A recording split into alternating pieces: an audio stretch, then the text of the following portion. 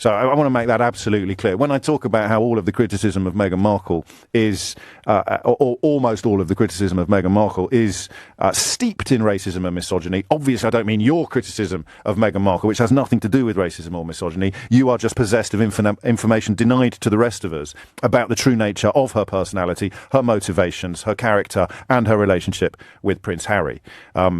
Because that's the only alternative to the misogyny and racism. You have actually read her mind.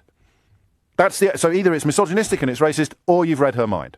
And that doesn't matter whether you are Dirty Gertie from Number 30, holding forth in the Dog and Duck about the state of the nation, or whether you're actually paid by a national newspaper or a national broadcaster to offer up your insights into the relationship between Meghan Markle and Prince Harry, because they are furious.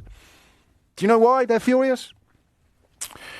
Imagine, if you would, that you were a seagull, and your career depended upon following a trawler in the hope of picking up some manky old herring that fell off the back of the boat while they were busy packing up the catch for next day's market.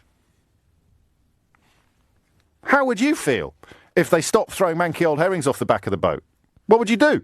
Well, you would dedicate the rest of your career to writing about how awful those people were for refusing to throw manky old herrings off the back of the boat. You would never admit, of course, that your entire livelihood depended upon hoovering up manky old herrings thrown off the back of the boat called the royal family. And then along come two members of the royal family and they say, do you know what? Actually, we don't like seagulls. You're crapping all over our deck on a daily basis. We never get anything out of you except nasty noises. You're always screeching in our ears. We're trying to put the baby to sleep. We're going to stop lobbing the manky old herrings off the back of the fishing boat.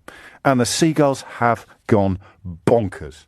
The seagulls have gone spare. The seagulls have never before been told that they are not the most important part of this equation. What do you mean we're even less important than the manky old herrings being thrown off the back of the boat by the royal family? How dare you, Caster? I'll have you know that I am in Who's Who. I am often invited by American broadcasters to comment upon the state of the British royal family. I'm never off the breakfast TV sofas. How dare you suggest that my job consists of recycling manky old herrings for credulous forelock tuggers who buy British newspapers? That is a disgusting slur that I, for one, refuse to countenance. And that's really all they've done. That's all they've done. Prince Harry and his wife have essentially said, you know what?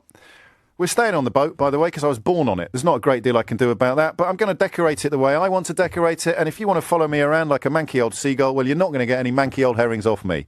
Just clear off. And then you say, well, you can't ignore the seagull. You can't not feed the seagulls. You can't stay on the boat and not feed the seagulls. The price of being on the boat is feeding the seagulls. He said, well, no, it isn't.